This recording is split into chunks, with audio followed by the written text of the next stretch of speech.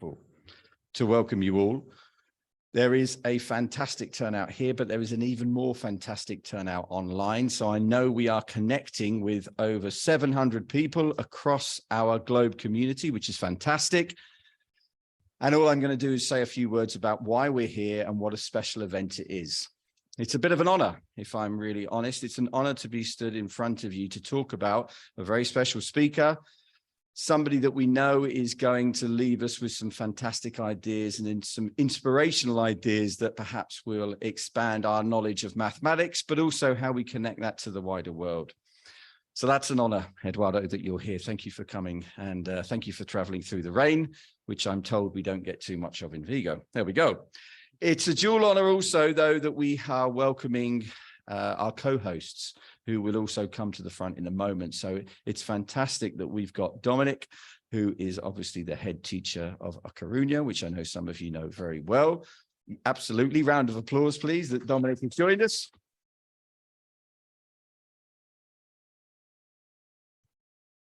And he's traveled a little bit further, but he's made it, and we're delighted that he's here. I know some of you have spoken to him already. We have Juan, who is the head teacher of St. George's from Bilbao. So welcome, and thank you for being here.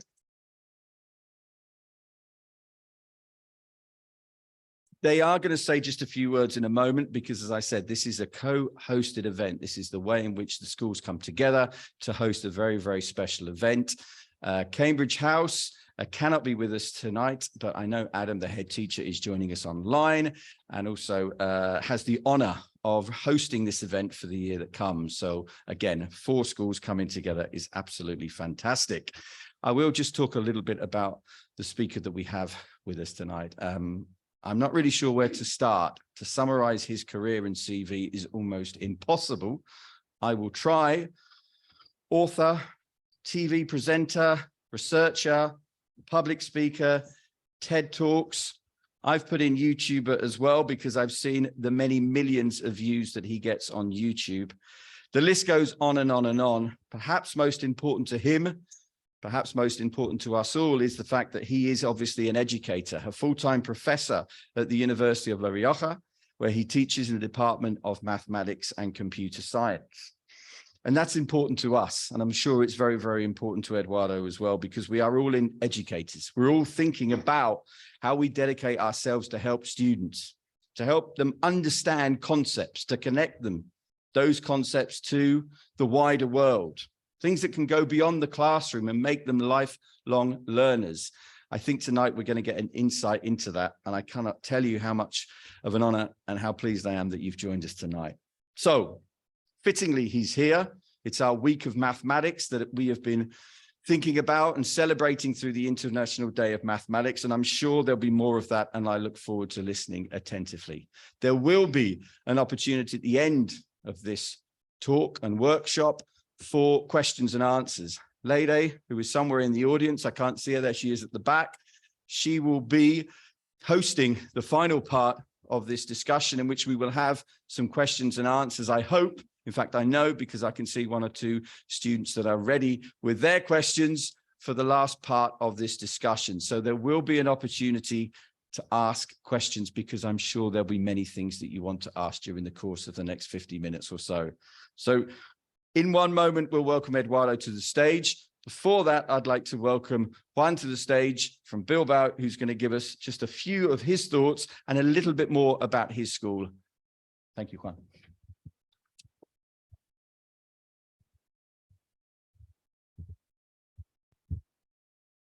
Thanks, Chris. Thanks for your lovely introduction. Thank you for joining us, Eduardo. It's an honor and a privilege. Our school in Bilbao may not be as big, as beautiful and handsome as your school, Chris, but it's got the motion to be here. It's got a lot of things that we can provide, and I'm sure the time will come for us to host an event like this. It's great for us to have this opportunity, because when you're thinking of what we educators do, when we think about what we at GlobeEducate do, yes, we teach, we help students learn, we talk a lot about languages. I'm a linguist myself. I used to teach English, and but the language helps us understand the world.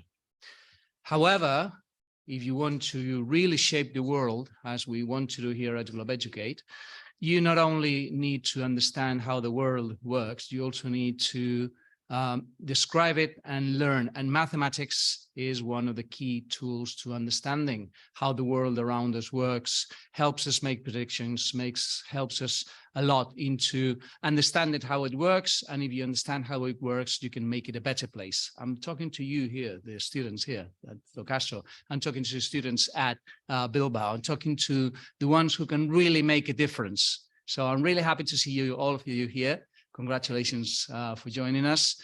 And again, Eduardo, thank you very much for your talk. Thank you very much for everyone to be here and to be taking this opportunity. And hello to everyone in Bilbao. I'm sure you're going to love this talk. Okay, Dominic. All right. Also, I'd like to say a very big welcome to Eduardo and thank you for coming as one of the co-hosts, Coruña British International School. I represent all our friends and prospective friends because, of course, there will be a number of parents who are considering a British education and they will be at home as well watching on Zoom. So welcome to you all. You know where we are, I'm pretty sure, because we've got a global audience, but it's mainly Spain. We're in Coruña and the north of Galicia. Slightly rainier, I would say, than here down in Los Rías Vacas, but very, very pleasant city. The school itself is growing and developing. It's only actually up till year 8 at the moment. We've got big news coming soon because we're going to open a brand new school very close to the city in an area called Culleredo. And we look forward to welcoming you. If you are interested in visiting our school, get in touch. You will be very welcome. You will see children who are joyful, motivated, enthusiastic. You will see teachers who are passionate about their learning, about their teaching and learning, and of course, the mathematics within the school is one of our strong points. This week, like I think for most of us, has been Maths Week. On Tuesday, it was Pi Day because it's the 3rd month, the 14th day, 3.4. So it was a great celebration and our teachers and students had a great week. So this is the finale of the week and I'm delighted to be here. So do come and visit us if you're interested in a British education up in Coruña. Thank you.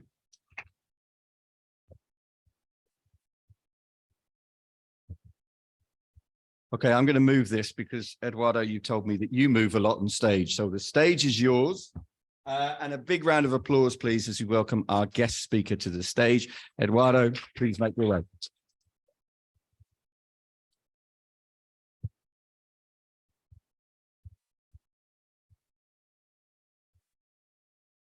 Thank you. I didn't know I had to deliver this talk in English. Y no lo voy a hacer. Muchas gracias por venir, muchas gracias por invitarme a dar esta charla, que tiene un título muy pomposo que no voy a desarrollar por completo, por supuesto. Entonces va a ser más bien una conversación, una invitación al pensamiento sobre matemáticas, sobre educación, sobre la educación de las matemáticas y sobre cómo nuestros cerebros, nuestras mentes hablan, piensan y crecen en matemáticas. Todo el mundo se ha dado cuenta de que aquí están representados los primeros decimales de pi. Todo el mundo se ha dado cuenta, porque además lo han nombrado los directores, que el otro día fue el día de pi, el ex día de pi, porque ahora ya desde 2020 es el Día Internacional de las Matemáticas, lo declaró así la UNESCO, haciéndolo coincidir con el día de pi. Entonces aquí tenéis el 3, que es el único que va para el otro lado, coma 1, 4, 1, 5, 9, 2, 6. Ahí están todos los dígitos de pi. Lo he puesto al revés porque sé que sois excepcionalmente inteligentes y que si lo hubiera puesto en el sentido de izquierda a derecha, pues hubiera sido demasiado obvio y entonces pues nadie le hubiera prestado atención. ¿Cuántos decimales de pi os sabéis? 4, 2. Es que tiene decimales. O sea, estoy escuchando respuestas de todo tipo. Voy a ver si soy capaz de avanzar esto. ¿Estoy siendo capaz? No estoy siendo capaz. Antes era, ¿eh? Ahí está. Él es Daniel Tammet. Daniel Tammet en 2004 estuvo una tarde en la televisión francesa recitando durante 5 horas decimales de pi. 22.500 decimales de pi, de memoria. 22.500 decimales de pi de memoria. O sea, imagínate estar 5 horas, si no tienes otra cosa que hacer en la tarde, estar durante 5 horas recitando decimales de pi. Daniel Tammet tiene una mente extraordinaria para poder hacer eso. ¿Extraordinaria en qué sentido? Porque claro, uno puede tener una mente extraordinaria en muchos sentidos, ¿no? Él habla 12 idiomas, algo así, para un reto de un programa, también aprendió islandés en una semana. Es una persona que tiene una capacidad memorística increíble. Él lo atribuye, se ha estudiado mucho el caso de Tammet, él lo atribuye a sinestesia, es decir, que relaciona distintos sentidos. Entonces, él ve los números como colores, como paisajes, y de hecho él dice que cuando está recorriendo los decimales de pi, él está como recorriendo un paisaje. Tiene un poco que ver, voy a ver si lo hago así bien. Sí, tiene un poco que ver con lo que estaba dibujado aquí, ¿verdad? Veis que son colores, que hay unos ciertos tamaños, etcétera, ¿no? Entonces él va recorriendo paisajes. Luego, si queréis, hablamos, hay unos ciertos trucos de memoria que tienen que ver con eso. Yo creo que la técnica de memorización más antigua de la historia es el Palacio de la Memoria, que se debía a los griegos ya, ¿no? A un poeta griego. Y es un poco lo que hace él. Él es un gran memorizador, lo asocia a la sinestesia, a esto de mezclar sensaciones distintas provenientes de distintos sentidos. Hay varios libros, de hecho en España hay 2 libros publicados por él, escritos por él. Uno es su autobiografía, que se llama Nacido en un día azul, porque el día, la fecha en la que él nació, él la siente como un día azul, de color azul. No un día triste, sino un día de color azul. Entonces se ha hecho mucho, se ha estudiado mucho a Tammet, se ha hablado mucho de su talento matemático, etcétera, por toda esta cuestión, ¿no? Imaginaos 22.500 decimales de pi, que se dice fácil 22.500, pero son muchos. Yo no llego a más de 22.000. Y no creo que haya nadie que llegue. Sin embargo, él tiene dificultades con ecuaciones de segundo grado, por ejemplo. No las entiende bien, no las maneja bien. No es capaz de hacer razonamientos con las ecuaciones. No es capaz de hacer bien razonamientos con los números. Se ha dicho que es uno de estos savant, ¿no? Uno de estos que tienen una especie de síndrome, que se llama así, síndrome de savant, se le estudia mucho.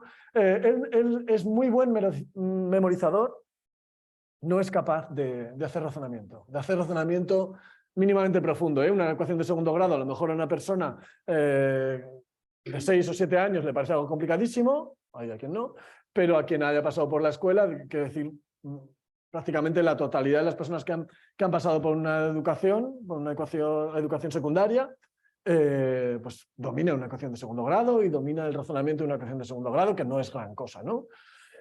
Él no puede. Él es James Black. James Black fue un caso también muy conocido porque él estudiaba en la escuela 318 en Brooklyn, en Estados Unidos. Es una escuela que está situada en un barrio vulnerable, vamos a decirlo así, en un barrio con dificultades, donde la población tiene dificultades económicas, sociales, etc., ¿no? En esa escuela aterrizó una profesora, Elizabeth Spiegel, y se le ocurrió hacer en esa escuela un club de ajedrez. Decidió fundar un club de ajedrez. Ese club de ajedrez, Spiegel sigue siendo profesora allí, o a día de hoy sigue siendo profesora allí. Elizabeth Spiegel hizo este club de ajedrez, y este club de ajedrez de una escuela marginal en un barrio vulnerable de Brooklyn ha sido campeona de Estados Unidos decenas de veces en distintas categorías, midiéndose con cualquier escuela de los Estados Unidos, con cualquier escuela. Sabéis que hay muchos niveles en las escuelas de Estados Unidos, hay escuelas de élite absolutamente. Con cualquier escuela han quedado campeones nacionales muchísimas veces, decenas de veces. Y James Black es excepcional en este sentido. A los 13 años, James alcanzó el título de maestro nacional. Fue el tercer afroamericano en lograrlo y él lo logró con 13 años. Para la gente que jugáis ajedrez, tiene un hándicap, creo que para ser maestro nacional tiene que ser por encima de 2.200. Es un genio del ajedrez. Lo aprendió bueno, con la profesora. Esta profesora le enseñó ajedrez, él practicó con el club y todo esto.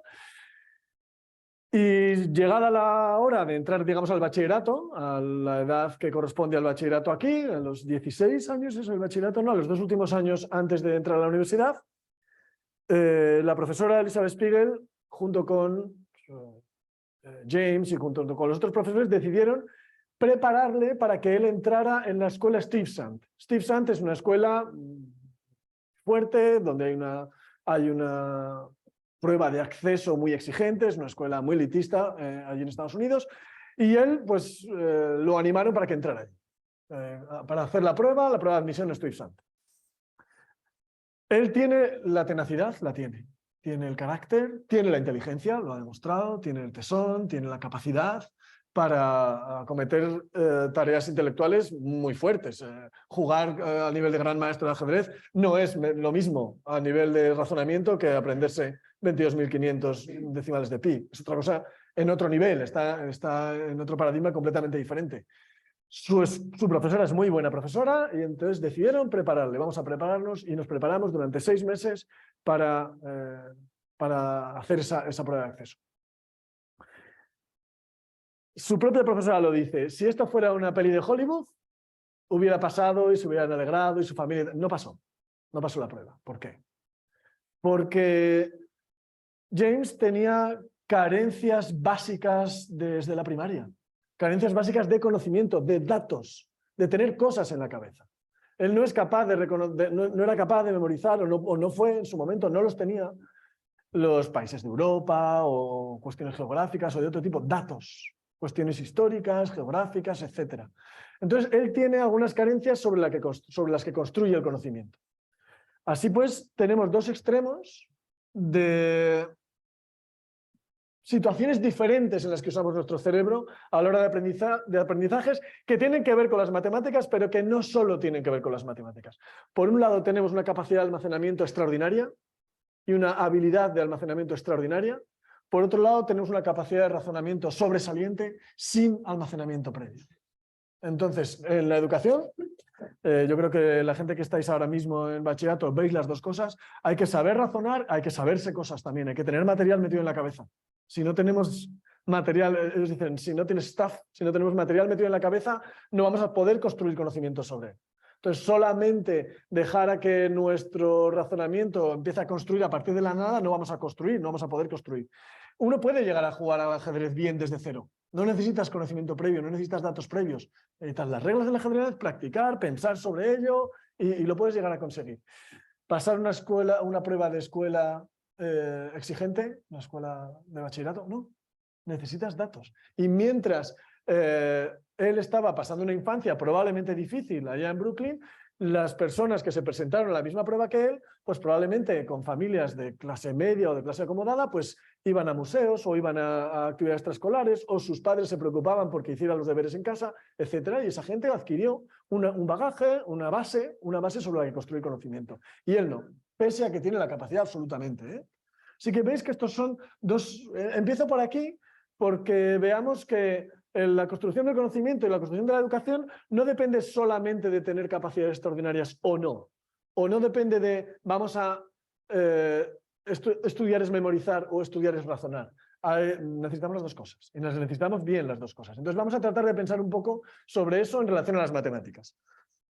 Voy para allá. Cuando construimos conocimiento, pongo aquí, no suelo poner letras en las presentaciones yo, pero hoy las he puesto para seguir un poco, para que puedan seguirlo también desde casa, un poco el guión de lo que vamos a hacer aquí. Cuando hablamos de construir el conocimiento, matemático lo pongo entre paréntesis porque lo podría quitar. Cuando hablamos de construir conocimiento, cuando nuestro cerebro construye conocimiento. La regla básica es, nuestro conocimiento está en el cerebro como redes. Está estructurado como redes neuronales. Nuestro conocimiento está físicamente cableado en nuestro cerebro como redes de conexiones neuronales. Cuando incorporamos conocimiento nuevo, ¿cómo lo hacemos? Lo pegamos, lo atamos a las redes previas. Entonces, si nuestras redes previas son tupidas, tenemos redes con relaciones entre ellas, buenas redes con conocimiento, nuestro conocimiento va a tener más lugares donde aterrizar, donde atarse, ¿no?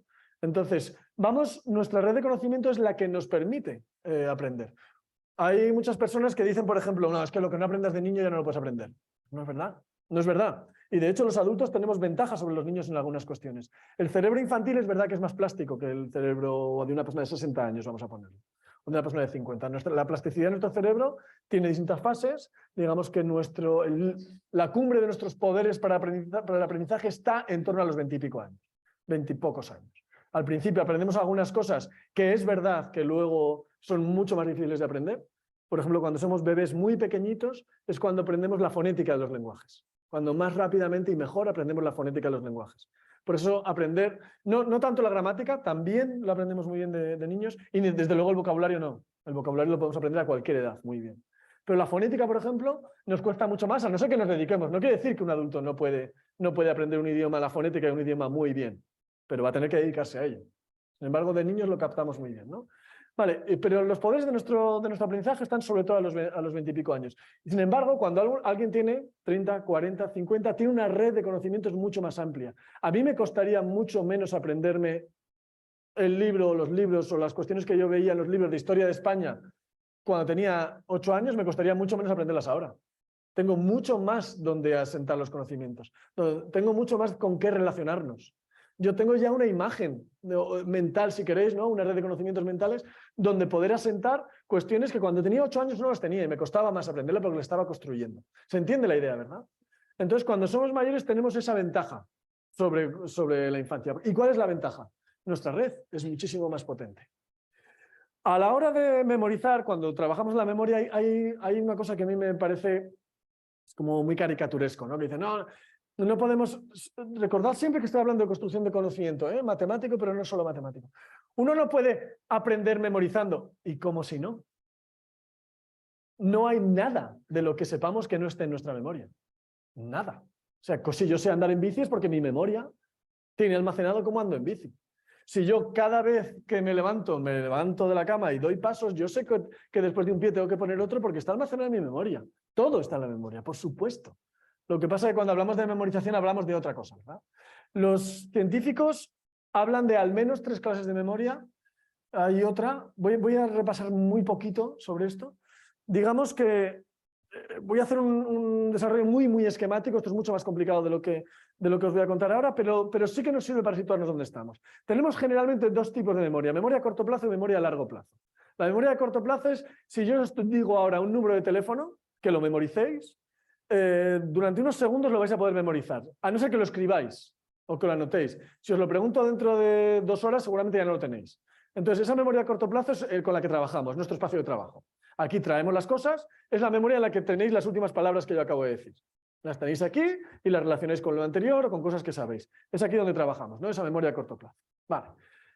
Y luego están las memorias a largo plazo. Las memorias a largo plazo son aquello que sí está, voy a decirlo así de una forma como muy poco precisa, cableado en nuestro cerebro. Aquellas cosas que recordamos. Si yo recuerdo dónde está o cómo se llama la capital de Francia, lo sé porque eso está en mi memoria a largo plazo. Está en algún lugar de mi cerebro. Vale, y de esas memorias a largo plazo tenemos al menos 3. Hay alguna cosa más, ¿eh?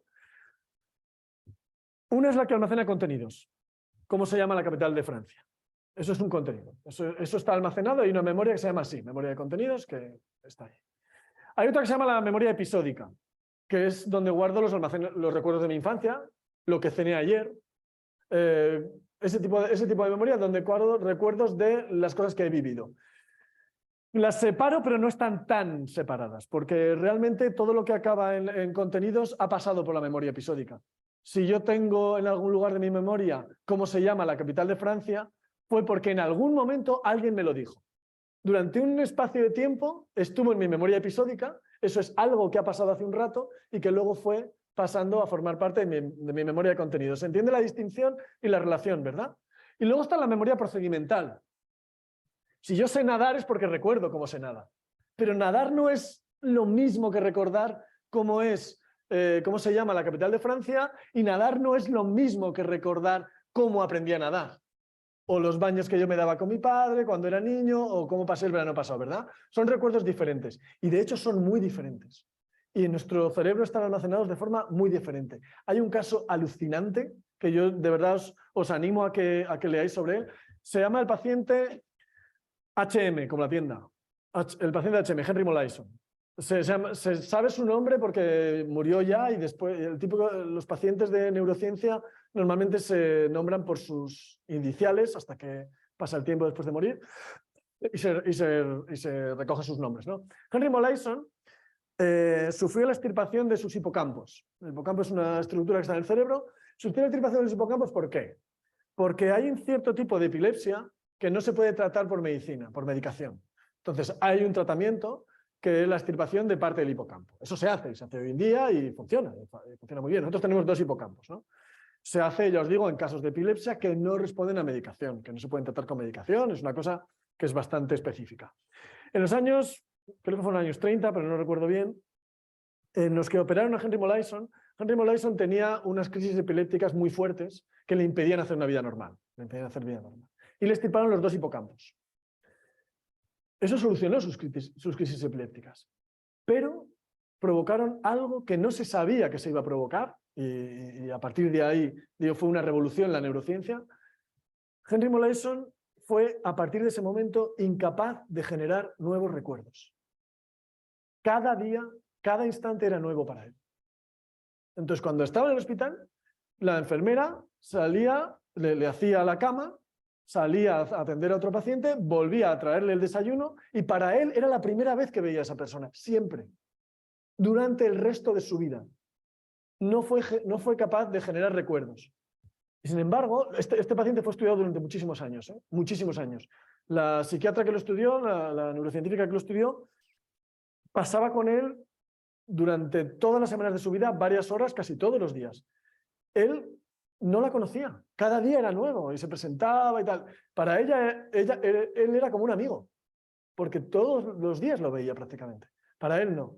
Y sin embargo hubo un descubrimiento que hicieron maravilloso, que fue, le enseñaron a Henry Molaison, le enseñaron a repasar una estrella, digamos un dibujo de una estrella, pero él no repasaba el dibujo de la estrella con el bolígrafo viéndolo, sino que solo podía ver el reflejo de su propia mano dibujando. Le habían tapado su propia mano, él tenía una pantalla impidiendo ver lo que hacía su mano, pero él podía ver un espejo y entonces en el reflejo veía y así, mirando el reflejo, se guiaba para repasar la estrella. ¿Se entiende bien el experimento? Sí, es difícil de hacer eso. Si hacéis la prueba es difícil. Entonces lo que descubrieron fue que Henry Molaison cada vez lo hacía mejor. Estaba generando memoria procedimental, pero él no se acordaba de haber practicado eso. Cada vez que le ponían a hacer eso, él decía, no, qué bien se me da esto. Para él era la primera vez que lo hacía, porque no generaba memoria episódica. Y por supuesto no podía aprender cosas nuevas. Él si no sabía antes de la extirpación cómo se llamaba la capital de Francia, él jamás pudo aprender ese tipo de cosas, jamás. Jamás pudo generar nuevos recuerdos episódicos, pero podía aprender procedimientos, ¿no? Tenía memoria procedimental. Entonces veis que tenemos memorias diferentes y trabajan distinto. Estas dos trabajan bastante unidas, la memoria episódica y la memoria de contenidos, y eso es muy relevante para la educación. Y esta trabaja de forma diferente y es relevante también que lo sepamos. Vale, eso es en cuanto a cómo construimos conocimiento, ¿no? Tenemos una red y es donde vamos acumulando nuevos conocimientos. Cuanto mejor la tengamos construida, mejor. Cuantos más cosas vayamos aprendiendo de pequeños, nos sometamos a estímulos, a visitas culturales, ir a un museo, conversaciones en casa, simplemente una familia que conversa y una que no, eso genera una red de conocimientos que es diferente, ¿no? Vale, y hay otras dos cosas que nos van a servir para generar bien esa red de conocimientos. Una es la comprensión y los conceptos. No es lo mismo, se han hecho muchísimos experimentos con esto, no es lo mismo, voy a esta distinción como caricaturesca que hacemos, entre memorizar y entender, ¿no? Para entender significa que pasa por las cosas que aprendemos, aquello que aprendemos, pasa por nuestra cabeza de una forma mucho más intencional. Yo hago algo con eso. No es simplemente recibir una lista de nombres y yo memorizarla, lo puedo hacer, es un trabajo, pero es un trabajo que no me involucra. Si hago algo que me involucra más en la acción de aprendizaje, entonces lo voy a aprender mejor.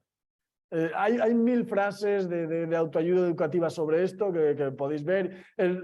aprendo el 30% de lo que me dices, el 50% de lo que leo, no sé qué, de lo que enseño. Esos porcentajes no sé muy bien de dónde están sacados, ¿no? Pero sí es verdad que cuando yo me involucro en el aprendizaje de algo, eso se refuerza.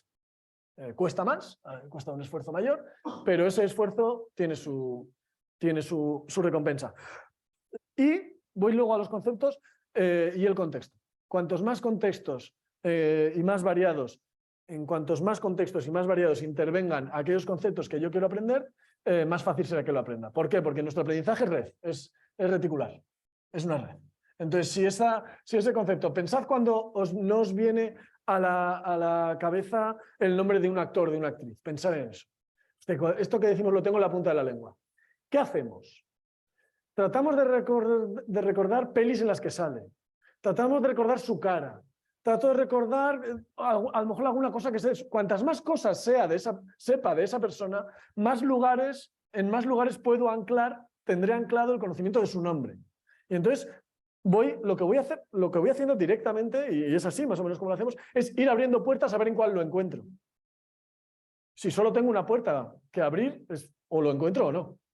Y si no lo encontraba ahí, pues lo tendré que volver a mirar, o tendré que volver a recordar, lo que sea. Pero si tengo 10 puertas por las que accedo a ese nombre, en alguna de ellas es mucho más probable que lo encuentre. Entonces, cuantos más contextos, veis un poco por dónde voy, ¿verdad? Porque estamos en un contexto muy particular de escuela. En cuantos más contextos yo pueda hacer intervenir los conceptos que estoy aprendiendo, más puertas de acceso voy a tener a los conocimientos que tengo, ¿no? Esto es como muy básico en educación, pero se hace. Finalmente voy a los conceptos. Hay un experimento hay una experiencia del año 2005 de un neurólogo argentino que se llama Kian Quiroga, Rodrigo Kian Quiroga. De nuevo, Rodrigo Kian Quiroga estaba estudiando pacientes con epilepsia. En estas epilepsias en las que hay que hacer extirpación del hipocampo o hay que intervenir directamente físicamente en el cerebro. Entonces, una cosa importante es localizar neuronas. Entonces, claro, porque nuestros cerebros son todos parecidos, muy similares morfológicamente, pero no son exactamente iguales. No están a 12 milímetros de cráneo, no está la neurona tal en vuestro cerebro y en el mío, no, son un poquito diferentes. Igual que mi brazo no es exactamente igual que el vuestro, aunque las funciones sean las mismas y más o menos sea igual, ¿no? Con el cerebro pasa igual. Entonces, una de las cosas que hacen es tratar de localizar neuronas en concreto o grupos neuronales en concreto, zonas. Hay algunas zonas del cerebro que tienen funciones específicas, entonces tratan de mapear eso. Vale, pues había un paciente que estaban tratando de identificar algunas de sus neuronas y lo que hacen es someterles a estímulos y observarlas mediante o corrientes eléctricas u otros, ¿no? Entonces, había un paciente que tenía una neurona en concreto de las que estaban observando, probablemente era un grupo neuronal, pero una neurona en concreto, que solamente, respondía a Jennifer Aniston. A la actriz Jennifer Aniston. Es una actriz, así de la de Friends. Pequeños, es una actriz. Una actriz ya, duele decir, antigua ya, duele decirlo. Desde esta perspectiva duele decirlo, que es antigua ya. Bueno, Jennifer Aniston, no una actriz en concreto. Entonces, pero solamente reaccionaba a Jennifer Aniston. Fotos de Jennifer Aniston de frente, Jennifer Aniston de perfil, Jennifer Aniston actuando, Jennifer Aniston en su casa, Jennifer Aniston con una camiseta de tirantes, con un jersey, Jennifer Aniston. Y a nada más, no reaccionaba a otras cosas. Se le daban imágenes de otras cosas y no, y esa neurona, el encefalograma, ¿no? La señal eléctrica, se mantenía quieta. Qué raro es. Y entonces probaron con otros pacientes, otros conceptos y tal. Había pacientes que solo reaccionaban a fotos de Maradona. Es un futbolista también. Maradona ya falleció. Otro solo reaccionaba a fotos de Halle Berry, otra actriz. Halle Berry de frente, Halle Berry de perfil, Halle Berry vestida como Catwoman, Halle Berry es la actriz de Catwoman. El nombre de Halle Berry, y ahí se pararon. Ahí dijeron, esto es algo nuevo, esto es especial y esto es muy importante. Ese grupo neuronal no responde a una percepción. No está reaccionando a la percepción visual de la foto de esta persona, que esto es común a nosotros y, por ejemplo, a los simios. A los grandes simios reaccionan a ciertos rostros, por ejemplo. Este grupo neuronal está reaccionando al concepto Halle Berry. No es una percepción que tenga que ver exclusivamente con los sentidos. El nombre produce la misma reacción que la foto. Entonces, nuestro cerebro es el único, de lo que se conoce, de los cerebros que se conocen, es el único que tiene codificados conceptos. No solo percepciones, no solo datos, tiene conceptos codificados. Y esa es nuestra forma de aprender. Por eso nuestra forma de aprender es distinta de las otras especies. Entonces, nuestra educación consiste en mejorar la adquisición de conceptos. Por eso la comprensión es tan importante. Lo que pasa es que veis el recorrido que hemos hecho, ¿eh? Empieza por que es una red y el primer punto es la memoria. Y hemos acabado en los conceptos. Entonces, todo esto tiene implicaciones a la hora de ver cómo nos educamos en matemáticas en concreto, pero en todo en general. Voy para adelante. Hay dos cosas que ya me meto más en matemáticas que dicen, no, ¿por qué estudiamos matemáticas toda la vida? Aquí tenemos a personas que están estudiando todavía, a algunos les queda mucho que estudiar todavía, bueno, a vosotros también, pero y hay algunos que ya han estudiado mucho. Y en todos los países del mundo, en todos los sistemas educativos, durante muchos siglos hay muchísimas mates, muchísimas matemáticas. Que uno dice, ¿por qué? ¿Para qué? O sea, gente joven que estáis ahí, no sé si sufriendo o gozando las matemáticas, pero dices, ¿para qué tanto? Pero vamos a ver, pero si yo ya sé dividir, que es como, wow, ¿no? Si yo sé, ¿para qué quiero más? ¿Para qué? O sea, ¿para qué? ¿Para qué tanta matemática? ¿Por qué? Y además es muy común. Todos los sistemas educativos del mundo lo tienen. Durante muchos siglos, o sea, ya decía en la República, Platón dice, el gobernante tiene que saber muchas matemáticas y el tío metió ahí matemáticas a tope en su sistema educativo. ¿Por qué? Entonces nos dicen, bueno, porque las matemáticas te dan capacidad de abstracción y además el pensamiento matemático y lógico te sirve para todo. Pongo aquí transferencia por ser guay, pero es esto que solemos decir, te sirve para todo. Dice, no me convence, ¿sabes? No me convence. Hay una cosa, me vais a perdonar porque voy a ser un poco así chabacano, pero yo digo que hay dos paradigmas a la hora de justificar la enseñanza de las matemáticas. Uno es el paradigma páncreas y otro es el paradigma Kama Sutra. Vamos a ver si nos entendemos. El paradigma, hay gente que ya me ha entendido. El paradigma páncreas es, estudias matemáticas, ¿por qué? Porque las matemáticas están detrás de todo. Aunque tú no te des cuenta, las matemáticas están detrás de todo en tu, esto lo habéis oído. Detrás de todo en tu vida están las matemáticas y aunque tú no te des cuenta, vale, el páncreas también. O sea, sin el páncreas mi vida sería muy difícil, mucho más difícil. Está detrás de todo y no dedicamos 5 horas al día a estudiar el páncreas, porque las matemáticas sí. O sea, es un argumento que es cierto, pero es insuficiente. Estáis conmigo en esto. Es cierto, pero insuficiente. El paradigma Kama Sutra, ¿cuál es? Este silencio me gusta. Hemos oído hablar del Kama Sutra, ¿verdad? Y la gente se sonríe y dice, bueno, igual los pequeños no. No sé por qué la gente cuando oye hablar del Kama Sutra dice, yo no sé, pero eso tiene buena pinta. O sea, nadie se ha leído el Kama Sutra. El Kama Sutra es un rollo. Bueno, tiene muy buena fama, muy buena prensa y las ilustraciones no están mal, pero lo que es el libro en sí es un manual de la buena esposa que incluye muchísimas cosas, entre ellas la resolución de problemas de aritmética, cocina, paseo, conversación, y luego tiene estas cosas por las que tiene fama y conocimiento el Kama Sutra. Pero sí que lo que nos queda en la cabeza cuando oímos hablar de esto es algo así como, quien más sabe, más disfruta. Y es verdad. Y es verdad, no digo en el ámbito de conocimiento con el que asociamos al Kama Sutra, pero en todo en la vida.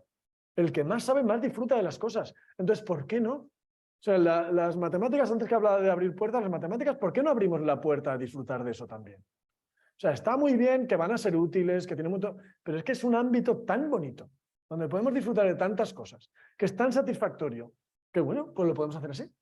Lo que pasa es que muchas veces nuestra educación matemática ha tenido más que ver con el páncreas que con el Kama Sutra, seguramente, ¿eh? Luego, si queréis, hacemos un poco de terapia. Pero seguramente nuestra educación matemática tiene más que ver con uno que con el otro. Y tiene sentido, que sea así en parte. Pero a la hora de conseguir generar pensamiento abstracto y de poder generar un conocimiento que sea transferible a otras cosas, porque dicen, no, es que aprendes el razonamiento lógico que te sirve para otras cosas en la vida. Mala noticia. No. No. El conocimiento que aprendemos en una materia, tal cual, no es transferible, no se transfiere.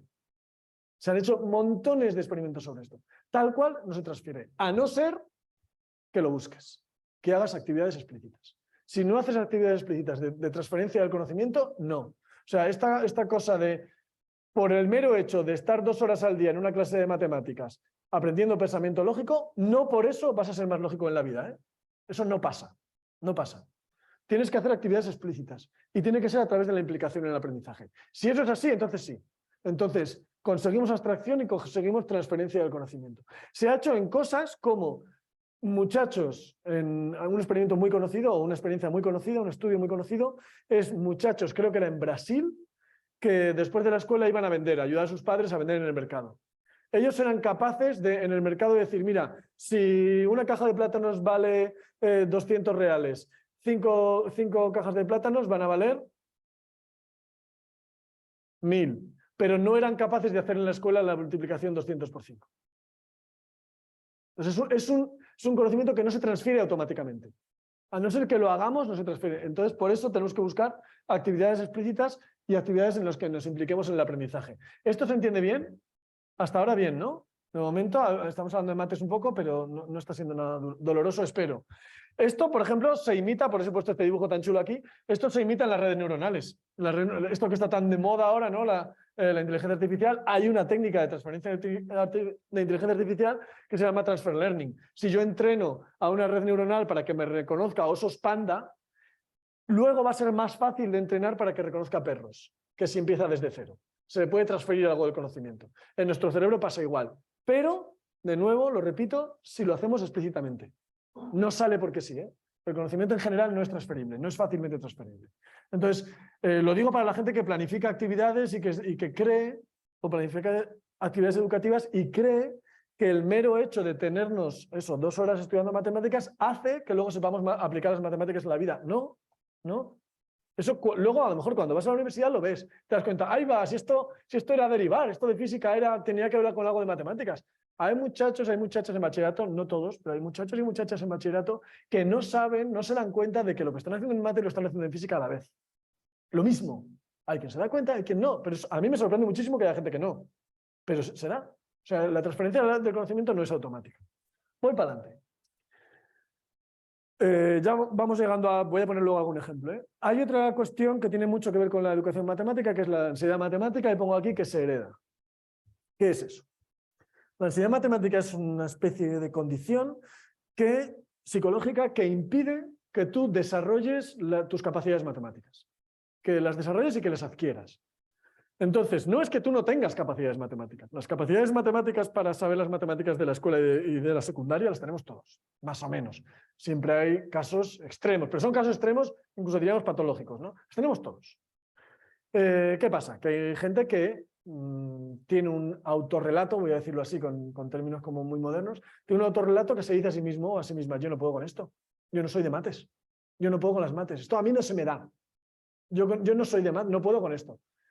Eso es la ansiedad matemática. Y es una condición que interfiere en el desarrollo, en el ejercicio y en el desarrollo de las capacidades matemáticas. Esto está comprobadísimo se da en todos los lugares del mundo, se da en todos los países del mundo. Hay causas ambientales y causas individuales y varían según los países el peso de cada tipo de causa, pero se da en todos los países del mundo.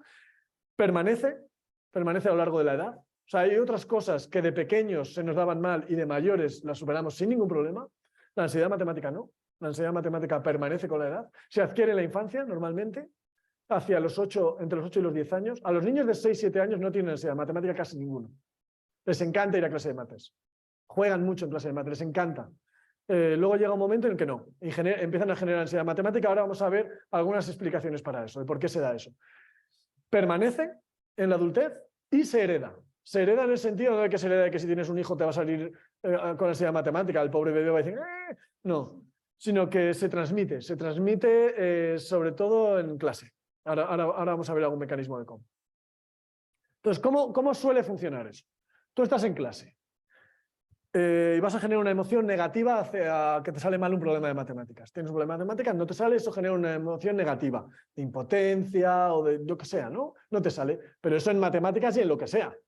Eso en todo, eso ocurre en todo. Vale, ocurre que haces algo, no te sale bien y te genera una emoción negativa. Esa emoción negativa no pasa nada, eso se trabaja y ya está. Pues bueno, pues lo siguiente te saldrá bien, o mira no sé qué, bueno, se trabaja. o te ponen un problema más fácil, o te ayudan con la solución. Ahí está el trabajo de los profesores y las profesoras. Si eso no se trabaja y se repite, se genera una actitud. Eso ya genera una actitud, eso ya es algo permanente. Ya genera una actitud ante las matemáticas. Y si eso lo unimos con creencias que existen en nuestro alrededor de las matemáticas son para listos, hay gente a la que no se da las matemáticas, no se le da bien y hay gente a la que sí, esto es algo que lo piensa tanta gente que parece verdad.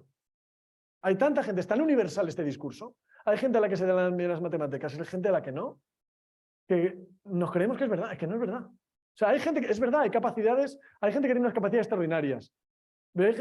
Y hay gente que no tiene esas capacidades extraordinarias, pero en las capacidades comunes las tenemos todos. O sea, yo la comparación que suelo poner es con correr. Yo no puedo correr 40 kilómetros a 3 minutos el kilómetro. Eso lo pueden hacer los atletas olímpicos. Casi todos los que estamos aquí, si nos ponemos a ello, vamos a poder correr 5 kilómetros con los amigos un fin de semana. Y de hecho, antes, cuando yo era pequeño, ya tengo una edad, cuando yo era pequeño no había gente corriendo por las calles vestidos con mallas de colores. Ahora tú sales un domingo y hay un montón de gente vestidos con mallas de colores corriendo por ahí. Y son capaces de salir a correr con los amigos y disfrutar. O sea, yo no digo que todo el mundo podamos ser atletas olímpicos, pero que todo el mundo podemos disfrutar de hacer ejercicio, sí. Bueno, pues con las matemáticas pasa un poco lo mismo. Yo no digo que todos vayamos a ser un genio de la álgebra o un genio de la geometría, pero las matemáticas escolares sí. Y disfrutar de ellas también. Entonces, ese discurso de que somos unos de mates y otros no, normalmente va referido a las matemáticas escolares, a las matemáticas del nivel escolar. Y dicen, no, es que yo no, a mí todas las matemáticas. Voy a poner un ejemplito más, que no salga su nombre, no voy a decir su nombre. Una profesora de matemáticas, compañera de facultad, bueno, no de mi facultad, es de otra, es de la Facultad de Zaragoza, es una señora como muy vehemente, ella tiene 60 y pico años ahora y es una señora como combativa. Entonces me contó que estaba un día en el gimnasio, iba a pagar, esta escena os va a sonar, ¿eh? Iba a pagar y la persona que iba delante de ella le dijeron, bueno, pues mira, son 3 sesiones a 17 euros y la persona ya no dejó terminar la frase. Uy, déjame. A mí no me hagas hacer cuentas que yo soy de letras. Claro, esta lo oyó y le hace así y dice, mire señora, yo soy de ciencias y no le pido a nadie que me lea los carteles. Eso es ignorancia. Claro, no iba buscando amigos la señora, no hace muchos amigos con esta actitud, pero lleva toda la razón. Lleva toda la razón. Eso es un conocimiento básico. Y que si lo practicas y no te dices a ti mismo que tú no eres incapaz de hacerlo, pues ya está. Lo haces y lo haces con naturalidad. Entonces tenemos esta creencia. ¿Cómo podemos romper la rueda esta? Porque eso se genera, ¿eh? Eso sigue generando. Aquí hay un par de estudios de hace unos años que a mí me llamaron mucho la atención por un tema que es que sabéis que hay mucha diferencia entre el número de hombres y mujeres que hay en carreras, sobre todo de tecnología, ¿verdad? Ingenierías, informática y algunas de las ciencias. En matemáticas ha disminuido mucho, antes más o menos era, cuando yo estudié era más o menos paritario, ahora no lo es, hay muchos más chicos que chicas. Hay otros tipos de carreras de ciencias donde hay más chicas que chicos, pero suelen ser las relacionadas o suelen ser con las relacionadas con biología o con las ciencias de la salud sobre todo. Pero bueno, en las carreras tecnológicas hay una disparidad, hay muchos más chicos que chicas, ¿no? ¿Por qué puede ser esto? ¿Y por qué a veces se oye esto de que hay que decir, no, a las chicas hay que decirles que también son de ciencias? Vamos a ver. Tiene que ver con la enseñanza matemática. Hay un estudio de hace unos años, yo creo que es del 2008, en el que se vio que, vosotros sabéis que hay gente que escoge carrera huyendo de las matemáticas, ¿verdad? Hay gente que hace así, hay gente que hace eso. Yo no juzgo nada, hay gente que hace eso, hay mucha gente que hace eso. Que cuando llega cuarto de la ESO, primer de bachillerato, pues deciden ya unas asignaturas u otras, porque se van a orientar a unas carreras u otras y hay una motivación, no digo que sea universal, pero a mí me llama la atención que sea tan presente, que es donde menos matemáticas haya. Eso hay gente que lo hace así. Entonces hay gente que hace eso y de todas las profesiones en las que cae esa gente, cuando digo esa gente sin acritud, de todas las profesiones donde cae hay dos que son muy relevantes. Periodismo y magisterio. Periodismo, ¿por qué? Porque es la gente que luego va a dar las noticias de matemáticas o las noticias de ciencia. Y parten de que son gente que huyeron de las matemáticas, sino que no tienen una buena experiencia con las matemáticas. Y luego van a, claro, pues si les vienen 3 noticias, mira, es que han venido 3 noticias para el periódico, ¿cuál vas a elegir? Pues la de mates no, vas a elegir las otras, la vas a dar de otra forma. Y en magisterio ocurre que hay gente que llega a magisterio huyendo de las matemáticas. Entonces ocurre, hoy día ocurre. Mi hija mayor ha estudiado magisterio, ella hizo un bachillerato de ciencias y venía horrorizada a casa. Digo, papá, es que hay compañeros y compañeras de mi clase que no saben dividir y no les importa no saber dividir. Entonces, hay gente que llega allí y salió huyendo de las matemáticas. Vale, llega a magisterio. Hacen sus matemáticas, hacen su lengua, su física, su biología, lo que sea, ¿no? Claro, luego van a ir a la escuela, van a ir al cole. Es gente que huyó de las matemáticas, que las han pasado más mal que bien en la universidad, han aprobado las matemáticas de magisterio como han podido y llegan allí. Se sienten inseguros con las mates. Se sienten inseguros. Y esa inseguridad se la transmiten a sus alumnos. Se la transmiten porque cuando le va a tocar explicar la relación entre el mínimo común múltiplo y el máximo común divisor, se agobian. Se agobian. Lo digo así como medio gritando, pero no juzgo, ¿eh? O sea, yo entiendo que es un problema esto. Se agobian. Y se agobian, entonces esa inseguridad la perciben sus alumnos y genera inseguridad en esos alumnos. El 75% de las personas que dan clase en primaria en España son mujeres. Y el estudio que os refería del 2008 dice que esa ansiedad se transmite más a las niñas que a los niños. Entonces, ¿cómo se hizo el estudio? Hay unos niveles por los que medían la inseguridad entre las matemáticas a los profes y las profes y a los niños y niñas de las clases.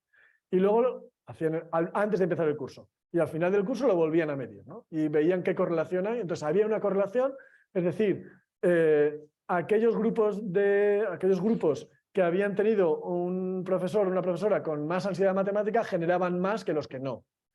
Pero esa afección era más grande cuando el docente era una profesora y los alumnos eran niñas. Las niñas se identificaban más con su profe y se identificaban más ante la inseguridad de las matemáticas. Y eso generaba inseguridad en ellas. Entonces eso genera una rueda que se va perpetuando, ¿no? Y que hay que romper en algún lado. Y la forma de romper eso ya es una propuesta, el lugar donde romper eso es magisterio. Eso se tendría que romper los maestros, las maestras, los estudiantes de magisterio. Y no solo desde el conocimiento, sino desde la parte socioafectiva de las matemáticas. Es decir, ahora hay una polémica muy grande porque se van a reducir las horas de matemáticas en magisterio. Y se ha puesto el grito en el cielo. Yo entiendo que con razón, porque hace falta que tengan una formación sólida en matemáticas. Pero con eso no basta. O sea, ahora mismo tienen una buena formación de matemáticas. Las asignaturas de matemáticas en magisterio tienen contenido y son potentes y tal. Lo que hay que romper es que no les gusten las mates. Hay que romper esa inseguridad, esa desafección por las matemáticas. Y si rompemos esa desafección por las matemáticas, entonces tendremos alguna oportunidad de que esta rueda se rompa. Esto es una propuesta de estudio que, bueno, veremos qué pasa con eso, ¿no? Pero bueno, ya veis que la ansiedad matemática es algo que va a interferir siempre en nuestra generación de conocimiento. Y si vamos atrás a esta implicación en el aprendizaje, a estas actividades, bueno, pues ya veis cómo puede influir todo eso. Vamos a dar un ejemplo. Voy a dar una clase de mates. Una pequeñita clase de mates de 10 minutos me pueden quedar. ¿10 minutos? ¿Sí? Uy, son 8:30. Tenéis la cena hecha. Más o menos, ¿no? Bueno, si no se pide. El concepto que voy a explicar es un concepto que se llama un grafo. Un grafo es un conjunto de elementos, entidades. En matemáticas, como las matemáticas son tan generales, llamamos entidades. Si lo quiero pintar, pues dibujo unos puntos. Esto podrían ser personas, podrían ser ciudades, podrían ser palabras. ¿Sí? Hasta ahí bien, ¿no? Y además pongo una relación entre esas entidades. Por ejemplo, dos ciudades están relacionadas entre sí si tienen AVE. Por ejemplo, aquí está Logroño y aquí podría estar Madrid, aquí puede estar Barcelona, lo que sea, ¿no?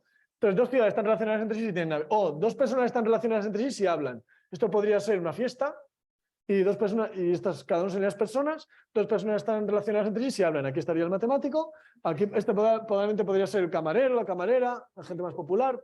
¿Se entiende, verdad? Todo esto. Al número de conexiones que tiene cada uno de estos puntos le voy a llamar grado. A los puntos les voy a llamar nodos, puede ser una red.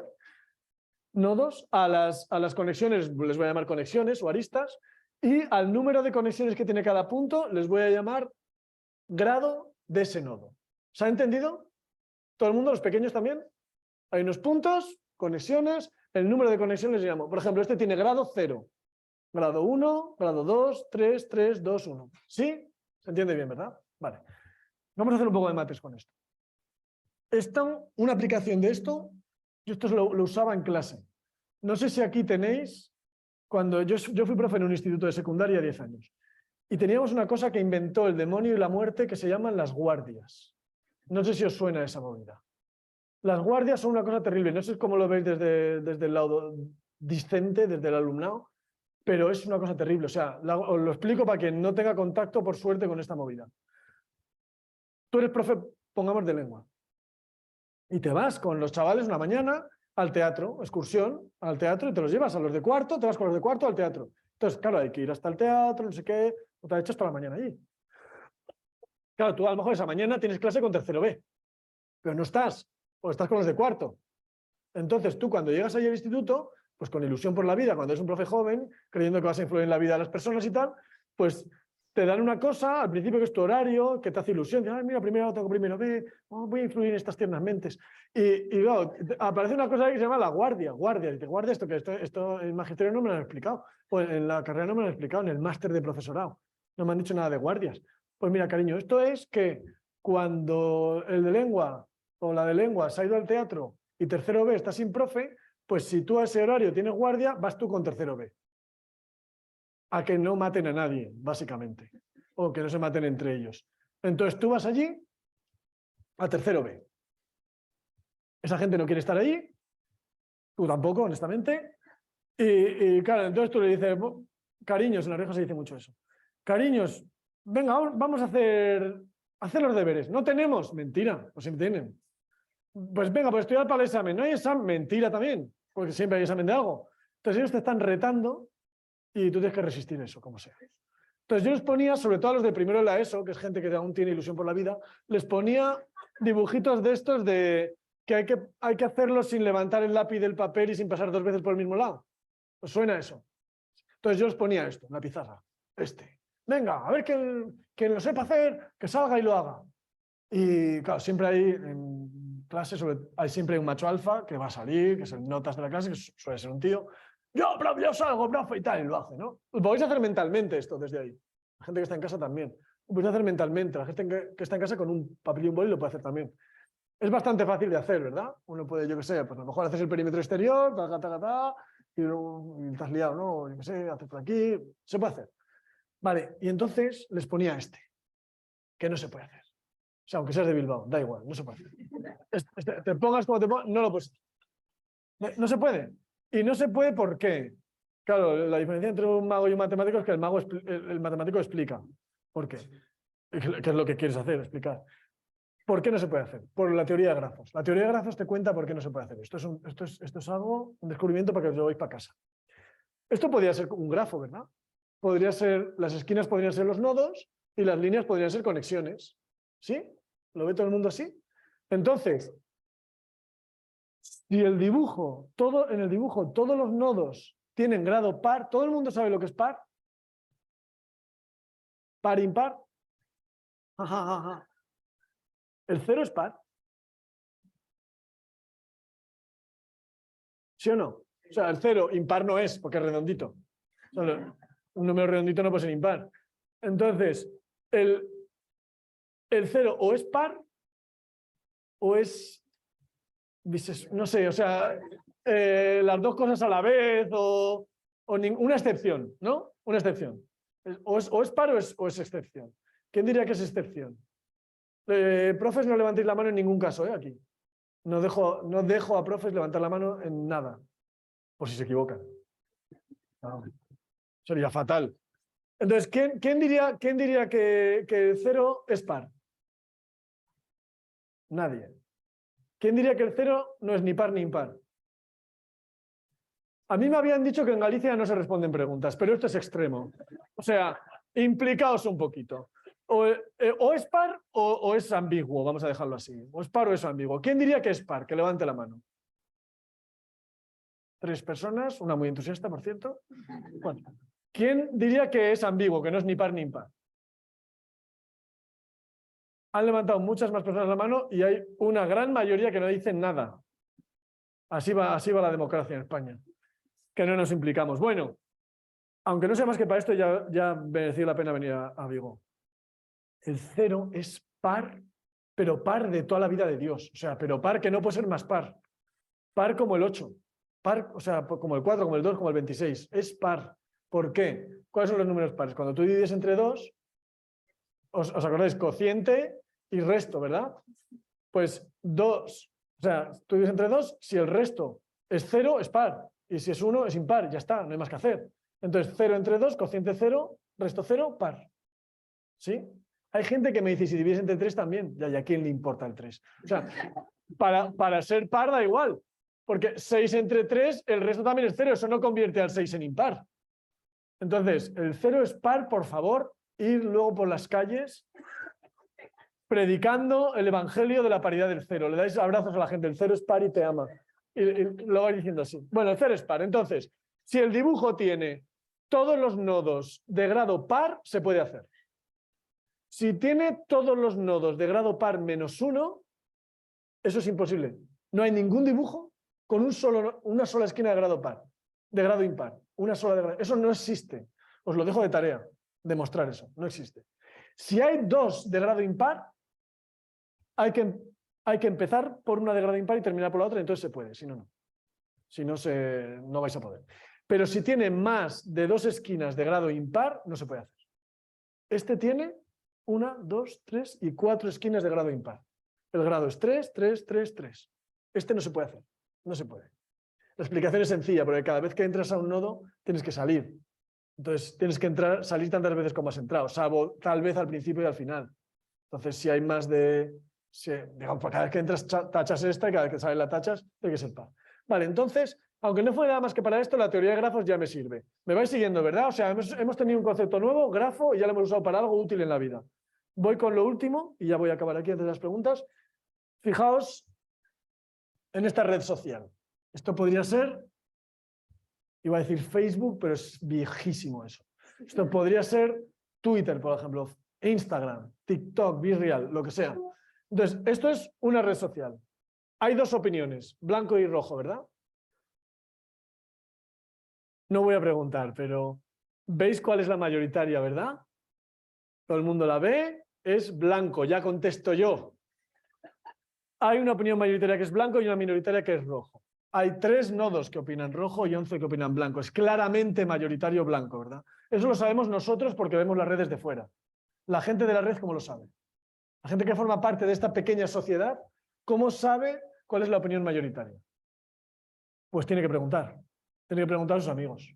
Y luego podemos hacer una encuesta preguntando, que la gente pregunte a sus amigos, y podemos hacer una encuesta y hacernos idea de cuál es la percepción, de cuál es la opinión mayoritaria, ¿sí? Entonces le preguntamos a oye, en este pueblo, ¿qué se piensa?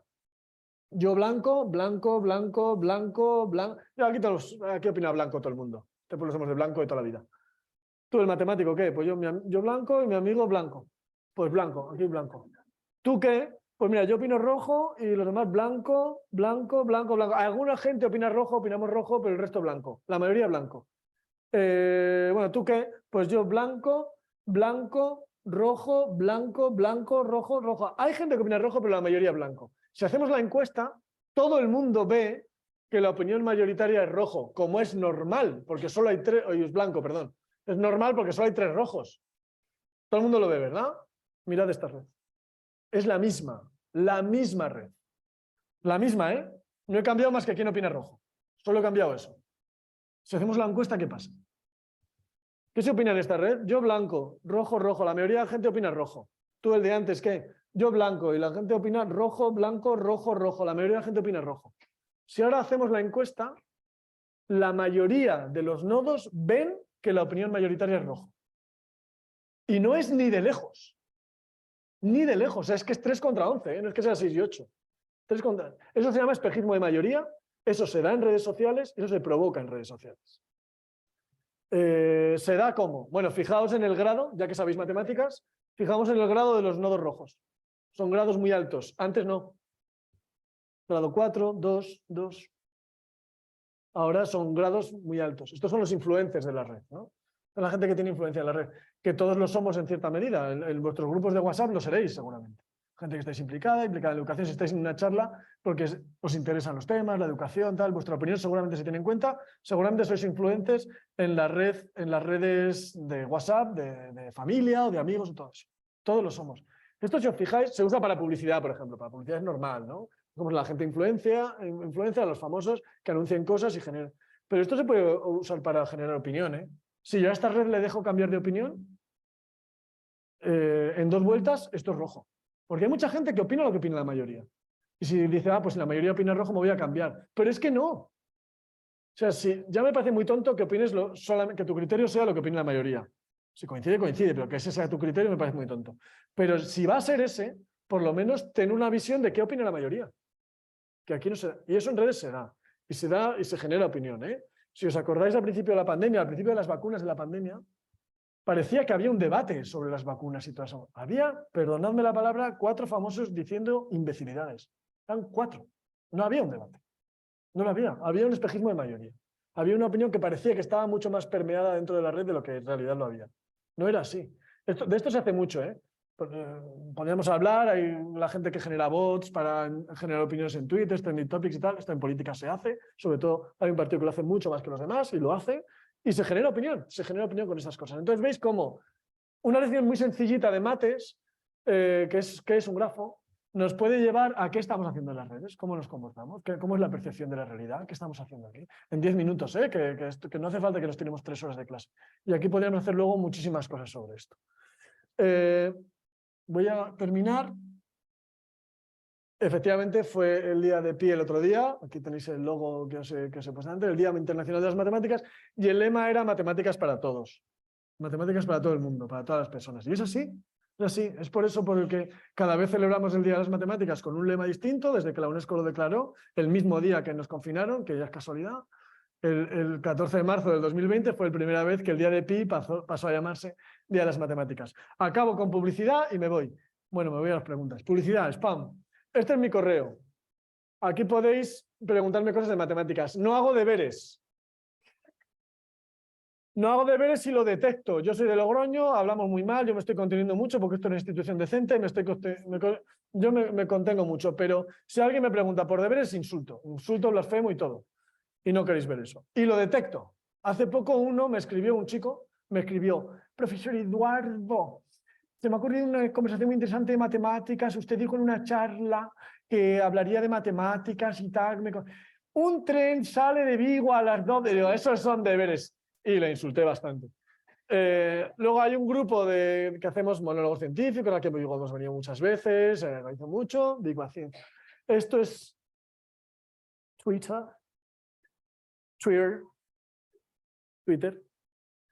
Aquí pongo cosas de matemáticas, informática, sociedad, todo ese tipo de cosas, anuncios y tal. YouTube es una página muy buena de vídeos de cosas. En YouTube hay un montón de vídeos de montón. Hay muchísimos. Y hay un canal que se llama Derivando. Entonces, sacad el móvil y buscáis YouTube con Y. YouTube. Ahí sale un circulico con un palo que hace como de lupa, que es para buscar. Buscáis Derivando con B baja, V, y le dais suscribirse y a la campanita. Yo no sé si sois supersticiosos, aquí en Galicia hay mucha superstición. Entonces yo lo advierto.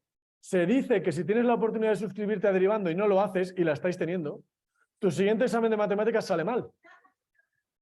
Claro, y uno puede decir, no voy a hacer más exámenes de matemáticas en mi vida, me da igual. Ya, no iba a haber pandemias, ni volcanes, ni guerras. Cualquier día Sánchez dice, examen de matemáticas a toda la población y el que no lo pase le cortamos el gas. Pues estad preparados.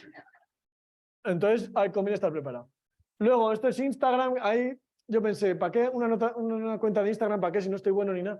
Pues entonces, hay gente que cree que los matemáticos somos seres de luz que vivimos en las cumbres de las montañas recibiendo teoremas directamente de los dioses en la postura del loto, y no siempre es así. Entonces yo ahí cuento que hace un matemático en su vida. Pues hoy estoy con un teorema no sé qué, he ido a un congreso, me han aceptado un artículo, me han rechazado un artículo, bueno, cuento esas cosas. Luego escribí 3 libros, Inteligencia Matemática, que explica cómo es nuestra mente matemática, la que tenemos todo el mundo, y cómo usarla un poco, y cómo entretenernos, y cómo divertirnos con ella. Escribí otro que se llama El árbol de Emi, sobre Emi Noether, que es la mayor científica probablemente que ha existido. La mayor matemática seguro. Entre disciplinas es muy difícil establecer comparaciones, pero el teorema de Noether en física es de una altura que no hay otra persona que haya contribuido así tanto. Entonces, es una persona que hay mucha distancia entre sus contribuciones y su reconocimiento. De hecho, yo he pasado antes, he visto un póster de mujeres influyentes en la historia, tal, no sé qué, Emi Noether no está. Emi Noether es probablemente más influyente de casi todas las que están ahí. pero no se le conoce porque es matemática. Y luego escribí Apocalipsis matemático, que son mates así como un poco divertidas, es como derivando, pero en plan canal. Entonces ahora no, que es tarde, pero mañana vais y os los compráis los 3 libros, los 3. Si no tenéis dinero, los robáis. Los robáis. Vais a una librería pequeña, no, a las librerías pequeñas no se les roba. Vais a donde sea, a Amazon, lo que sea, y los robáis. Si vais a robar, ir en grupo grande. Que salga luego en el Faro de Vigo, hordas de jóvenes asaltan una librería para robar libros de matemáticas. Eso sería una bonita celebración del Día de las Matemáticas. Si alguien tiene reparo por robar, porque igual hay gente decente aquí, yo me he traído 5 o 6 de cada. Bueno, de este no tenía. Me he traído unos pocos. Entonces, a mí no me robéis. Entonces, si alguien quiere, pues yo luego se lo puedo llevar firmado y tal. Y yo he traído unos pocos. Entonces, ahora, pues por educación, un aplauso y preguntas.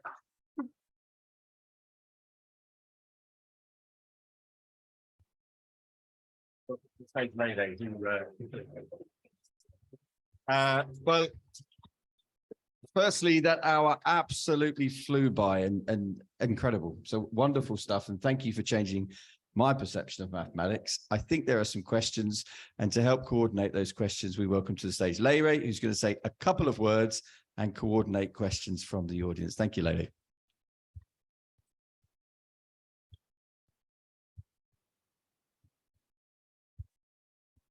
Bueno, lo primero, yo creo que en parte de todo el colegio y sobre todo los alumnos de bachillerato, muchas gracias por venir. Ha sido un placer, que sé que las conexiones entre Logroño y Vigo no son muy buenas.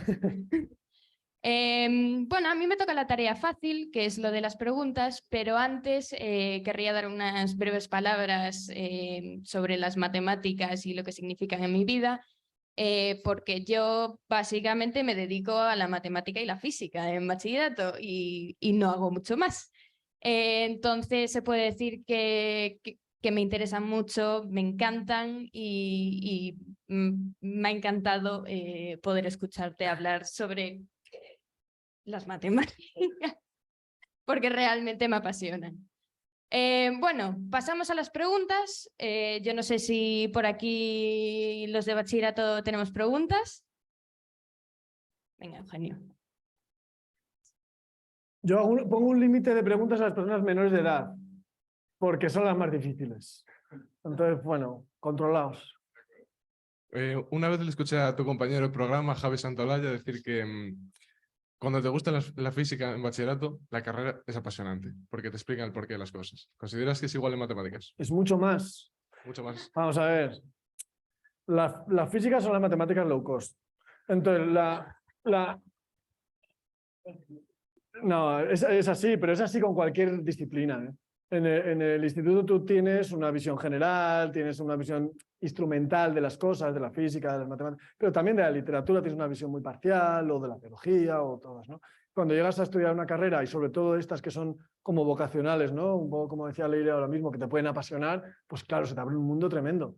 De hecho, a mí, cuando yo hice secundaria, mi profe de mates a mí me molaba mucho cómo hacía las matemáticas y me gustaba mucho, pero yo no me metía a matemáticas por hacer matemáticas, yo me metí por hacer informática, porque yo programaba con un ordenador que se llamaba Spectrum, que era de piedra, y programaba con un ordenadorcito pequeño y me gustaba mucho programar, yo quería hacer cosas de informática y tal. Llegué a mates y entonces hice, ¡buah! Esto es lo que a mí me gusta, o sea, es que me pareció precioso. Además, no es que me pareciera precioso porque se me diera bien o algo así, no, yo ponía empeño porque empecé de una belleza alucinante y eso fue en la carrera, o sea, realmente donde la experiencia que yo tengo de donde me realmente apasioné por las matemáticas fue en la carrera. Sí, yo entiendo que sí, además tú estás rodeado no solamente de un conocimiento de unos profesores, unas profesoras que no te van a hacer ni caso, pero van a ayudarte mucho con el conocimiento, estás rodeado de otras personas que también están interesadas por eso. Y eso es muy importante también, te anima mucho. Sí, Javi lleva razón casi siempre. Salvo en lo del reggaetón. No sé si hay alguna otra pregunta por aquí.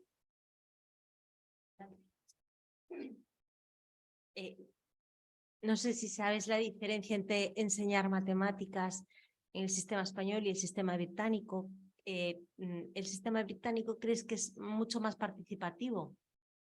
O sea, la forma de enseñar a dividir, a multiplicar y a sumar no es como en España, que es 1 por 1, 1, 1 por 2, 2, que es como más participativo en el sentido de que los niños razonan antes de estudiar.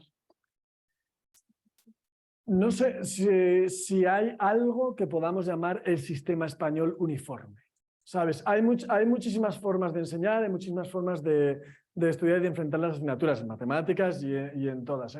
Es verdad que la experiencia que yo tengo es que, supongo que aquí también se da y en otros lugares, el profesorado de matemáticas, sobre todo de secundaria, pero también de primaria, es un profesorado que establece mucha comunicación entre ellos. Es gente que lo quiere hacer bien. No solamente la gente que ha estudiado matemáticas, sino la gente que no ha estudiado matemáticas y estudia matemáticas. Entonces, por ejemplo, las redes de profesores de secundaria, las redes de matemáticas, el profesorado de matemáticas, hay asociaciones de profes de matemáticas que tratan de hacerlo bien, lo mejor posible. Entonces, yo no conozco la diferencia, no podría establecer una diferencia entre cuál es un sistema y cuál es otro y cómo funcionan. Lo que sí que entiendo es que, por lo menos hasta donde yo llego, es verdad que, como me pasa aquí, yo voy a dar charlas a centros que están interesados por hacer las cosas bien. La gente que no está interesada en hacer las cosas bien, a lo mejor no es que me llame porque yo les voy a enseñar a hacer nada, que no os voy a enseñar a hacer nada, pero hay gente que tiene inquietudes, ¿no? Mira, pues vamos a llamar a este o a este otro. Entonces yo, digamos, tengo ese sesgo que veo las cosas buenas, pero yo veo mucho progreso en cómo se enseñan las matemáticas y yo soy muy optimista en cómo se enseñan las matemáticas y creo que van muy bien. No tan memorístico. Pues perfecto, sí, no lo puedo decir. Y aparte sería muy arriesgado que yo diga cómo se debe enseñar una cosa u otra, pues yo no soy didacta, yo no soy didáctica. Pero sí es así, perfecto.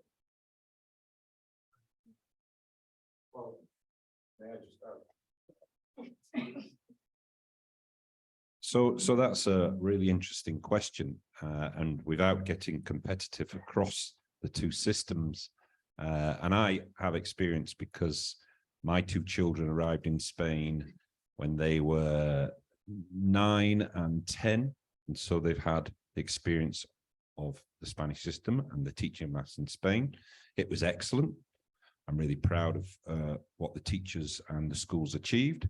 They're now in bachillerato, so they are about to go on to the next stage in life. They've done a great job. Really difficult to compare two systems. But yes, the fame of the British system is that it is very practical, very much about doing, not working from textbooks too much, and sometimes not at all, often not at all, certainly in primary. And then avoiding pen and paper at most points in primary school. So there is a leaning towards that within the British system. Obviously, wasn't in the classes of my children, so I don't know for sure.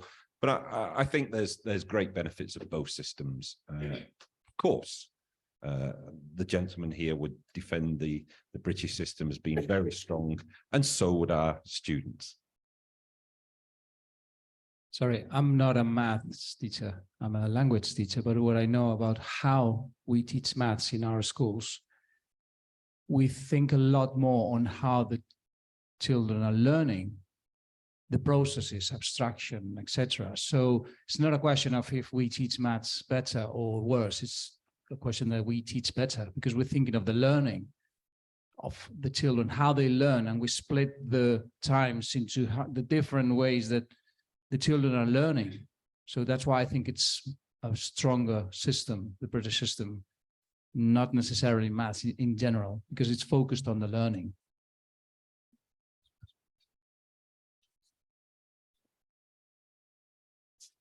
Sí, adelante. Hola, ¿qué ¿Es tal? mayor de edad? Sí, Espera, sí, Geo. puedo. No, es una reflexión, pregunta de cara a los que estudiamos ingeniería, por ejemplo, ¿no? En cuanto a lo de ansiedad matemática. En mis tiempos, y yo creo que como empezaste a programar en Spectrum, yo también, el primer año de carrera llegó un señor ahí al estrado, éramos 220 en la Universidad de Oviedo, era cálculo, y llegó y dijo, primera clase, de todos ustedes, solo 10 o 15 van a graduarse. Y la mayoría llevarán cálculo hasta tercero, cuarto. Entonces, mi pregunta es, y la gente después de oír eso, tú ya piensas, ya interiorizas, dices, uff, esto es la peña de la carrera, después viene cálculo avanzado, álgebra, yo quiero hacer computing, yo quiero hacer... Y después, una vez que llegas al terreno profesional, empiezas a hacer inteligencia artificial, redes neuronales y dices, hostia, esto no es aprender Python o Java, o que eso es un lenguaje igual que hablas, esto es los conceptos que nosotros estudiamos en ese peñazo que nosotros, el 90% lo dejábamos ya por imposible. ¿Por qué? Por esa aproximación a esto no es lo bonito de la carrera, esto es aquí os voy a crucificar. Entonces, mi reflexión va más sobre esa aproximación a toda la evolución en la carrera matemática hasta que vas a una carrera científica o una carrera de lo que sea, pero que está relacionado con matemáticas y te lo presentan como que es lo menos importante y lo más difícil de todo. Sí, ocurre mucho eso. Y luego hay una cuestión también psicológica de los profesores, ¿no? Y de las profesoras. Hay gente que cree que por suspender al 95% es mejor persona o mejor profesor. Mejor persona no lo sé, mejor profesor o mejor científico o lo que sea. Sí, efectivamente eso será. Se da que muchas veces hay un temario o una forma de dar el temario que es como muy monolítico y de, bueno, la gente tiene que aprender esto y una cosa después de la otra. Y es verdad que te va a resultar útil y que te va a armar la cabeza muy bien y sobre todo te va a hacer muy resistente a ciertas cosas, ¿no? Pero que se podría ver de otra forma y de hecho se ve de otra forma. O sea, según qué profesores lo ven o lo vemos de otra forma, ¿no?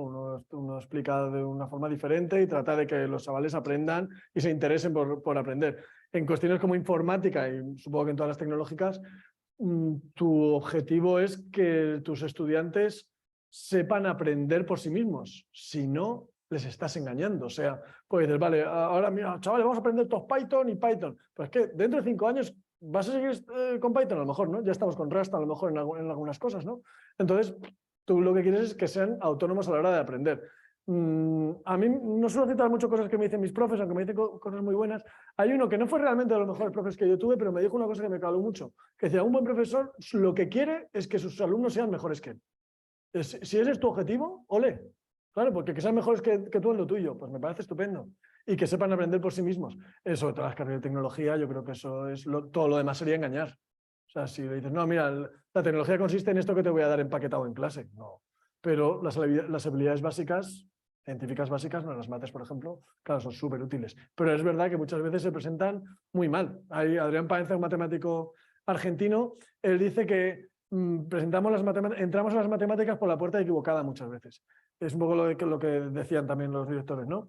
Dice, es como si vinieran unos marcianos a Argentina, él es argentino, y les enseñan, lo que más nos gusta es el fútbol en Argentina, nos encanta el fútbol. Llegan los marcianos, venga, pues enseñaros el fútbol. Entonces pones a 3 marcianos de barrera a ensayar tiros de falta.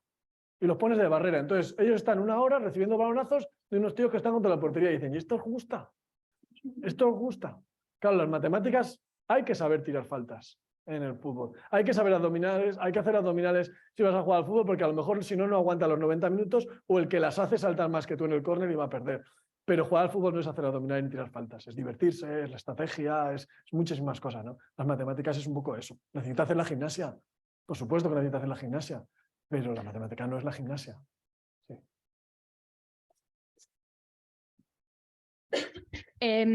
Yo creo que le vas a permitir una pregunta más a una menor de edad, ¿verdad? Sí.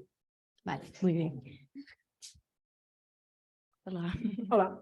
Nada, era también sobre la ansiedad matemática, ¿no? Que comentabas que, quiero decir, todas las personas que dicen que no disfrutan las matemáticas, según tú, ¿es porque sufren de esta ansiedad matemática o puede de verdad existir una persona que de verdad no las disfrute? Sí, sí, pero hombre, que no las disfrute, hay mucha gente que no disfruta las matemáticas. Y no sí. tiene por qué ser. Y no por tiene por qué ansiedad. ser eso, claro, sí, sí, Claro. ¿no? Pero es algo que es muy común, que hay mucha gente que tiene muchos bloqueos con eso.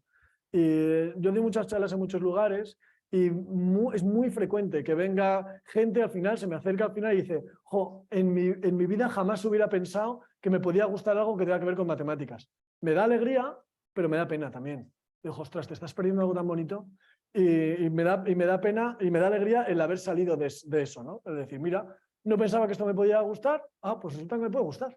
Como hay gente que, imagínate a alguien que dice, es que no pensaba que me podía gustar algo de música, ay, pero me ha gustado.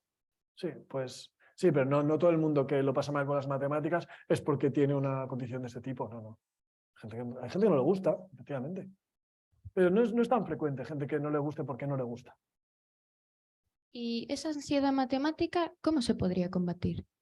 Yo creo que, por un lado, rompiendo cualquiera de esas tres ramas, ¿no? O sea, la parte de las creencias yo creo que hay que romperlas. O sea, que hay que empezar a quitarle drama al tema. O sea, a que las matemáticas son no sé qué monstruo que hay que pasar por él. No, si se puede disfrutar y se puede. Pero como sociedad, quiero decir, no solamente en la escuela, como sociedad, hay un montón. Naturalizar la conversación con las matemáticas, que hay 1000 matemáticas. Fíjate lo que hemos hecho hoy de los grafos. Ahí no ha habido sufrimiento de decimales en divisiones, no sé qué, no. Y son matemáticas muy importantes, además, la teoría de grafos. Entonces, una parte es esa. Y luego yo creo que también el pegarlo, esto pasa con todas las disciplinas, el ir aprendiendo las cosas pegadas a las cosas que ya sabes o que ya te gustan. Entonces, cuando tú eres capaz de conectar lo nuevo que vas aprendiendo con las cosas que ya sabes o que ya te gustan, lo aprendes mucho mejor y le encuentras más el sentido, ¿no?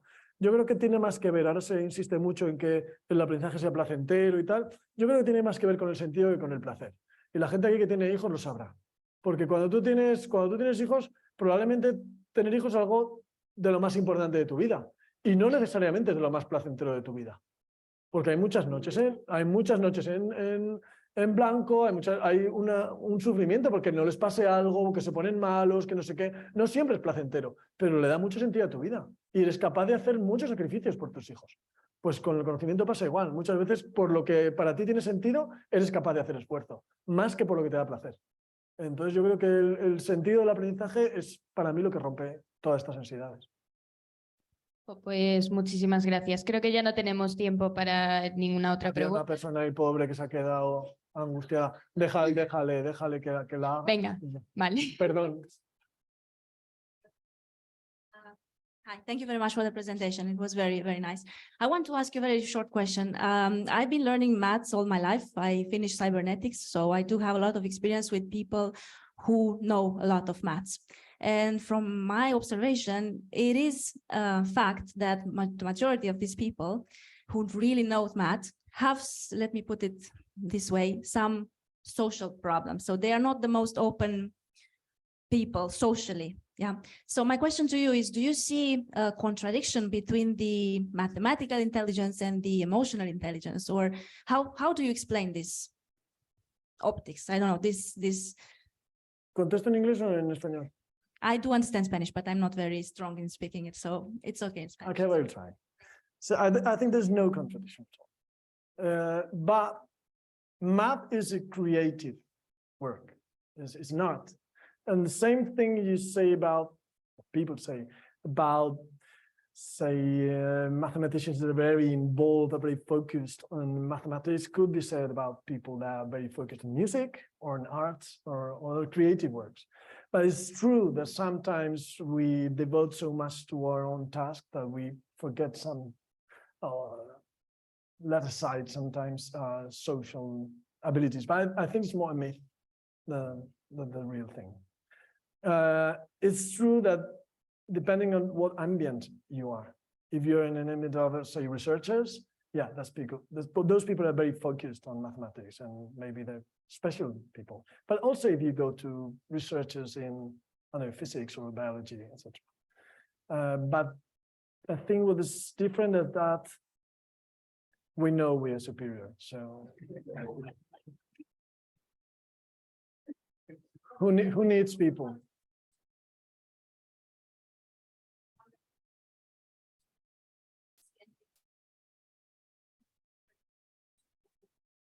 The advantages that mathematics can give even in the, let's say, social side. Yeah, I don't know if it has to do with age. I know. No, last week I was in the Math Olympiad in the national phase, and one of the students, one of the participants came to me and he said, "Oh, I love math. How are you enjoying the competition?" "I'm enjoying it a lot. I'm having fun." These people are crazy. and yeah, and it's true, they're crazy, but they enjoy a lot. That said, I don't see why someone obsessed with mathematics or science or art is, say, less or different or weird, and someone who is obsessed by football is no. And people who are upset by football, about football treat it very naturally in our society. And they just think about football, which is fine. But why? I think it has to do with society. But yeah, individually we could discuss each individual case separately. Thank you. Pues muchas gracias. A very big thank you to you too. And thank you, Lede. Round of applause, please, for Lede. And I genuinely don't think we've got time for any more. It has flown by. It's been an absolute pleasure to spend an hour and a half listening to yourself. Incredible stuff. Thank you for coming tonight. Have a very safe journey back. It's wet and windy out there. Students, see you at 8:53, please, tomorrow morning. So you need to go and get some beauty sleep. And once again, a massive round of applause for Eduardo. Thanks very much.